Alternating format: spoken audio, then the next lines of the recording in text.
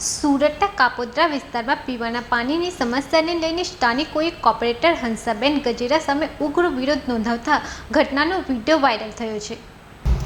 સુરત શહેરમાં પીવાના પાણીની સમસ્યા વધુ ગંભીર બનતા લોકોનો રોષ હવે ખુલ્લેઆમ સામે આવી રહ્યો છે।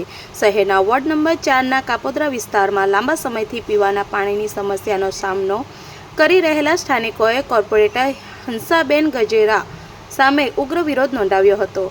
સ્થાનિકોના જણાવ્યા મુજબ તેઓ લાંબા સમયથી પાણીની અછતથી પરેશાન છે અને અનેક રજૂઆતો છતાં સમસ્યાનું કોઈ કાયમી નિરાકરણ આવ્યું નથી।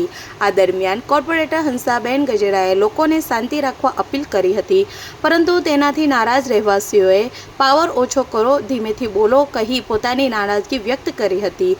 સમગ્ર ઘટનાનો વિડીયો સોશિયલ મીડિયા પર વાયરલ થતાં શહેરમાં પાણીની સમસ્યા ફરી ચર્ચાનો વિષય બની છે। હાલ આ વિડીયો સોશિયલ મીડિયા પર વ્યાપક રીતે શેર થઈ રહ્યો છે।